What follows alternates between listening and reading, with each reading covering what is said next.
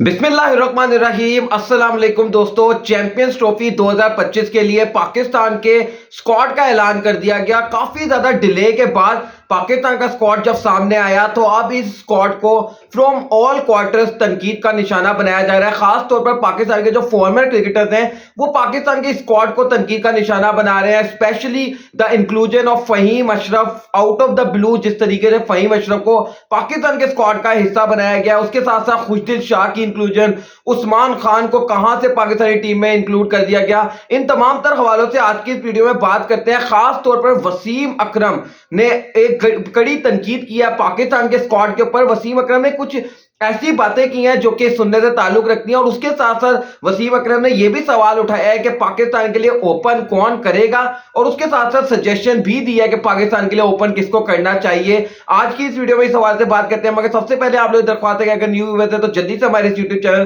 Cricket with me को कर दीजिए सब्सक्राइब और साथ ही साथ बेल आइकन को लास्ट मिनट करेगा। Champions trophy 2025 just round the corner और उससे पहले पाकिस्तान की ट्राई सीरीज 8 फरवरी को न्यूजीलैंड का मुकाबला पाकिस्तान कजाफी स्टेडियम लाहौर में मैच खेला जाएगा।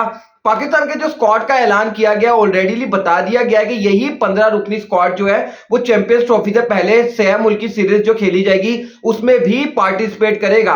तो पाकिस्तान का जो स्क्वाड है उसके अंदर जो फ्लॉज है वो तो बहुत सारे हैं, वो तो हम कल की वीडियो में भी डिस्कस कर चुके हैं। अब जो वसीम अकरम ने बातें की हैं उसके ऊपर बात करते हैं। वसीम अकरम ने कहा कि फहीम अशरफ के हवाले से आज एक प्रेस कॉन्फ्रेंस का हिस्सा थे वसीम अकरम, वहां पर उन्होंने बात की। उन्होंने कहा फहीम अशरफ पाकिस्तानी टीम में इंक्लूड हो गया, wish him best of luck कि वो पाकिस्तान के लिए अच्छा परफॉर्म करे। लेकिन जो उन्होंने बात की, उन्होंने कहा जो फहीम अशरफ हैं उनकी विद द बॉल एवरेज है 100 की एंड विद द बैट जो एवरेज है लास्ट 3 सालों में वो है 9 की। मतलब जब वसीम अकरम ने ये बात की तो कहीं ना कहीं सुनकर हैरानगी भी होती है कि यार विद द बॉल एवरेज 100 की and with the bat average उनकी 9 की।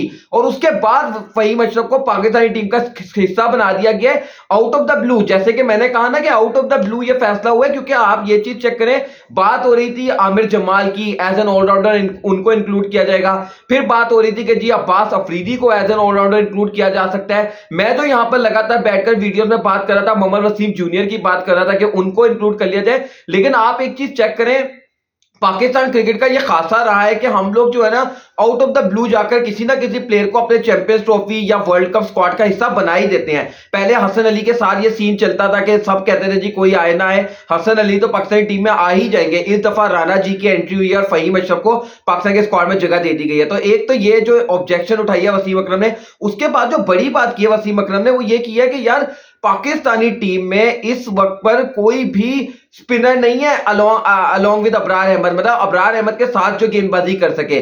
मतलब जेन्युइन स्पिनर पाकिस्तान ने सिर्फ एक पे किया and we are playing in Asian condition, UAE और पाकिस्तान की कंडीशन में हम चैंपियंस ट्रॉफी खेलने लगे और हमारे पास सिर्फ एक स्पिनर है। उसके साथ साथ ऑलराउंडर्स के नाम पर जो है वो खुशदिल शाह को और सलमान अली आगा को पाकिस्तानी टीम में रखा गया और वो दोनों भी बैटिंग ऑलराउंडर्स हैं। मतलब ये तो बात कंफर्म है ना कि वो दोनों बैटिंग ऑलराउंडर्स हैं, वो थोड़ी बहुत बॉलिंग कर लेंगे लेकिन they are not the bowling allrounders. तो वसीम अकरम ने ये कहा कि जब आप अपने पड़ोस में ही देखें, अगर भारत को ही देख लें तो वहां पर एक से बढ़कर एक स्पिनर उन्होंने अपनी टीम में पिक किया है। कुलदीप यादव उनकी टीम में, रविंद्र जडेजा उनकी टीम में, अक्षर पटेल उनकी टीम में और उसके साथ साथ वाशिंगटन सुंदर भी उनकी टीम में हमें दिखाई दे रहे हैं। तो भारत ने 4 जेन्युइन स्पिनर पिक किए हैं। अब भारत और पाकिस्तान के स्क्वाड में ना फर्क एक ये भी है कि उनका एक कुलदीप यादव अगर स्पिनर है, बाकी 3 ऑलराउंडर है तो उनके पक्के ऑलराउंडर हैं। मतलब उनके जो स्पिनिंग ऑलराउंडर है वो स्पिनर ज्यादा अच्छे हैं बैटिंग से ज्यादा। रविंद्र जडेजा को आप देख लें, उसके साथ साथ अक्षर पटेल को या फिर वाशिंगटन सुंदर, ये सारे के सारे जो है वो बॉलिंग ऑलराउंडर हैं। और पाकिस्तान ने एक स्पिनर लिया और 2 बैटिंग ऑलराउंडर रख लिए स्पिनर्स के नाम पर। एक फहीम अशरफ को हमने फास्ट बॉलिंग ऑलराउंडर रख लिया। अच्छा, जो वसीम अकरम ने एक और ऑब्जेक्शन उठाई पाकिस्तान के स्क्वाड के ऊपर वो ये थी, उन्होंने कहा कि पाकिस्तान ने अपने स्क्वाड में ओपनर कोई पिक ही नहीं किया अलॉन्ग विद फखर जमान। मतलब आप इससे पहले साउथ अफ्रीका को साउथ अफ्रीका में व्हाइट वॉश करते हैं, आप ऑस्ट्रेलिया को ऑस्ट्रेलिया में वनडे सीरीज हराते हैं। जो 2 ओपनर वहां पर थे साउथ अफ्रीका और ऑस्ट्रेलिया में, उन दोनों में एक भी ओपनर आपका चैंपियंस ट्रॉफी के स्क्वाड का हिस्सा नहीं है। मतलब इज दैट समथिंग अनबिलीवेबल और नॉट? के आप ये चीज चेक करें कि साइम अयूब तो चले एक अनफॉर्चुनेट सीन हो गया ना कि वो इंजर्ड हो गया and just because of his injury वो नहीं है अवेलेबल, लेकिन उसके बाद अगर आपके साइम अयूब बाहर हो रहे थे, एक इंसान जिसको आप लगातार मौका दे रहे थे, आई एम टॉकिंग अबाउट जो पाकिस्तान के दूसरे ओपनिंग बल्लेबाज जो लगातार लगातार खेलते हुए आ रहे हैं ना, इस वक्त मेरे ध्यान से नाम स्किप हो रहा है, जो पिछले ऑस्ट्रेलिया के दौरे में पाकिस्तान के लिए ओपन कर रहे थे, तो आपने ऑल ऑफ अ सडन उनको टीम से बाहर कर दिया। अब्दुल्ला शफीक को आपने स्क्वाड से ही बाहर कर दिया ना, मतलब ठीक है उनकी बैड फॉर्म थी, लेकिन अब जब आपके साइम अयूब भी अवेलेबल नहीं है तो I think you should carry on with Abdullah Shafique. अब जो वसीम अकरम ने बात की है, उन्होंने कहा क्योंकि अब आपने फखर जमान के ऊपर वापस फखर जमान को टीम में लाया है एंड थैंक गॉड, उन्होंने ये भी कहा कि फखर जमान की वापसी हो रही है जो कि खुशाइंद है। अब उन्होंने कहा कि वसीम अकरम की नजर में जो चैंपियंस ट्रॉफी या फिर ये जो ट्राई सीरीज है, यहां पर जो पाकिस्तान के लिए दूसरा ओपनर होना चाहिए वो होना चाहिए बाबर आजम। ये एक बड़ी स्टेटमेंट थी, ये कहीं ना कहीं सजेशन भी है वसीम अकरम की तरफ से, और फिर वही बात है ना कि जब वसीम अकरम के कैलिबर का बंदा कोई सजेशन देता है तो उसको मानना भी चाहिए। कि उन्होंने कहा कि अगर आप चैंपियंस ट्रॉफी में आपने कोई ओपनर नहीं पिक किया है तो फिर आपको बाबर आजम के साथ ओपन करवाना चाहिए। बहुत सारे लोग नाम ले रहे हैं जी, मोहम्मद रिजवान ओपन कर लेंगे या सऊद शकील ओपन कर लेंगे। देखिए सऊद शकील ने अगर ओपन करना होता ना तो फिर वो टेस्ट सीरीज में भी ओपन कर लेते जिस वक्त पर साइम अयूब को इंजरी हुई थी और बाबर आजम ने शान मसूद के साथ ओपन किया था, ठीक है ना। तो ये वाला चैप्टर तो यही क्लोज हो गया। जहां तक बात है मोहम्मद रिजवान की, तो थोड़ा सा अगर आप अकल के साथ सोचे तो एक बंदा 50 ओवर जो है वो विकेट कीपिंग करने के बाद क्या वो इतना फिट होगा कि फिर वो बैटिंग भी ओपन करने के लिए आ जाए। मतलब 5वें 6ठे नंबर पर उम्र दुनिया भर के विकेट कीपर्स जो है वो खेलते हैं। कुछ एक्सेप्शनल केसेस होते हैं जो कि ओपन पे खेल जाते हैं, प्लेयर्स लाइक एडम गिलक्रिस्ट या क्विंटन डी कॉक, तो वो नेचुरली ओपनर्स होते हैं तो वो खेल जाते हैं। अदरवाइज आप देखें कि दुनिया भर के जो विकेट कीपर बल्लेबाज होते हैं वो आपको मिडिल ऑर्डर में ही स्लॉटेड दिखाई देते हैं। तो मोहम्मद रिजवान का ओपन करना जो है वो एज सच पॉसिबल नहीं दिखाई दे रहा। हाँ, बाबर आजम वाली जो ऑप्शन है वो एक वैल्यूबल ऑप्शन दिखाई दे रही है, मतलब along with Fakhar Zaman, and this combination can help Pakistan cricket team also, क्योंकि कहीं ना कहीं T20 क्रिकेट में शायद आप ऐसा ओपनिंग कॉम्बिनेशन रख लो जो दोनों साइडों से अटैकिंग क्रिकेट खेले, but when it comes to one day cricket तो आई थिंक ये कॉम्बिनेशन मेरी नजर में ज्यादा बेहतर रहता है कि एक अटैकिंग और एक जो है वो थोड़ा सा कन्वेंशनल क्रिकेटर और जैसे कि फखर जमान और बाबर आजम की जोड़ी बन सकती है।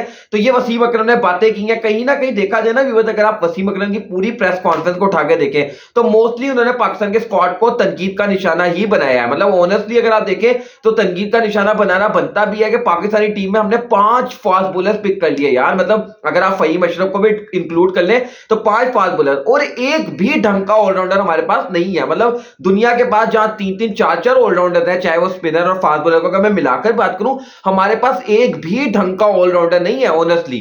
मतलब फहीम अशरफ को मजाक के तौर पर लोग स्टोक्स ही बोलते हैं, पाकिस्तान में बेन स्टोक्स बुलाता है, कोई कुछ कहता है, लेकिन ऑनेस्टली अगर आप बात करें Faheem Ashraf he is not an allrounder. ना तो वो बैटिंग में उतने अच्छे हैं ना ही वो बॉलिंग में अच्छे हैं। और उसके बाद अगर आप खुशदिल शाह और सलमान अली आगा की बात करें तो वो दोनों बैटिंग ऑलराउंडर हैं, they are not the proper allrounder. जिस तरह की आप बात करते हैं हार्दिक पांड्या टाइप ऑलराउंडर या अक्षर पटेल या फिर वॉशिंगटन सुंदर टाइप ऑलराउंडर या रविंद्र जडेजा, तो मतलब पाकिस्तान के पास ऑलराउंडर्स की अब आप देखें ना, मिसाल ही है ना, हमारा 23 फरवरी को हमारे पड़ोसी भारत से मुकाबला है, उनके पास 4 जेन्युइन ऑलराउंडर्स है अगर आप स्क्वाड में देखें, और पाकिस्तान के पास 3 ऑलराउंडर्स तो हैं लेकिन उन 3 में से किसी एक को भी हम ऑलराउंडर नहीं मानते। तो ये भी एक अलमिया है पाकिस्तान के स्क्वाड का। हाँ, बहरहाल ये वाली बात जरूर है, वसीम अकरम ने कहा कि सऊद शकील की जो सिलेक्शन है ना वो खुशाइंद है। उन्होंने कहा कि सऊद शकील आपको मिडिल ऑर्डर में स्टेबिलिटी प्रोवाइड करेंगे। देखिए व्यूअर्स, कल भी मैंने आपको एक चीज बताई थी कि सऊद शकील को पाकिस्तान के स्क्वाड में पिक ही इसलिए किया गया बिकॉज दे आर प्लानिंग कि या तो बाबर या रिजवान ओपन करेगा। जाहिर सी बात है, ऑब्वियस, ये तो अब रिटर्न ऑन द वॉल ही हो गया कि बाबर या रिजवान में से कोई एक तो ओपन करेगा ही करेगा। तो जब एक बाबर और रिजवान इससे पहले दोनों वनडे क्रिकेट में मिडिल ऑर्डर में खेलते हैं, जब एक खिलाड़ी आपका मिडिल ऑर्डर से निकलकर टॉप ऑर्डर में जाएगा और ओपन करेगा तो फिर आपको मिडिल ऑर्डर जो आपका कमजोर हो जाएगा, दैट इज गिवन, मतलब ये तो कंफर्म है। तो फिर आप सऊद शकील जैसे बल्लेबाज को स्लॉट इन कर सकते हो who can play the spinners as well and also fast bowlers के खिलाफ भी वो अच्छा खेलते हैं। और फिर अगेन जो लो बाउंसी विकेट्स होती हैं जैसे एशियन विकेट्स होती है तो वहां पर सऊद शकील का किरदार जो है वो बहुत ज्यादा अहम रहने वाला है। तो सऊद शकील की जो सिलेक्शन हुई है पाकिस्तानी टीम में, इसको काफी ज्यादा जो है वो खुशाइंद समझा जा रहा है। पाकिस्तान के फॉर्मर क्रिकेटर्स भी इस पर जो है तारीफ करें, बट अदरवाइज अगर मोरलेस आप देखें, मोस्टली अगर आप देखें पाकिस्तान के फॉर्मर क्रिकेटर्स का रिएक्शन तो वो तनकीद ही कर रहे हैं पाकिस्तान के स्क्वाड पर। और जो एक चीज मेरे लिए भी काफी ज्यादा सरप्राइजिंग थी वो ये थी कि यार आपने उस्मान खान को सिलेक्ट कर लिया। मतलब एक एग्जांपल है ना, he still not even make his ODI debut, मतलब उस्मान खान ने अपना भी ओडीआई का डेब्यू भी नहीं किया। एक टी20 के क्रिकेटर को आपने उस्मान खान को डाल दिया। और मजे की बात ये, इससे पहले पाकिस्तान इससे कई कई लंबे टूर्नामेंट्स खेलने के लिए गया है और वहां पे हमने रिजवान का बैकअप विकेट कीपर नहीं रखा। और अब ये छोटा सा टूर्नामेंट है, मतलब अगर हमारी टीम फाइनल तक जाएगी तो टोटल 5 मैचेस पाकिस्तान ने खेलने हैं और एक ऐसे टूर्नामेंट के अंदर जो है हमने रिजवान का बैकअप भी रख लिया और टूर्नामेंट भी हमारे अपने मुल्क में हो रहा है। मतलब अगर खुदा ना खास्ता कोई इंजरी होती भी है तो फिल 4 जो है वो आप रिप्लेसमेंट ले सकते हो और अपने मुल्क में से ही रिप्लेसमेंट ले लोगे।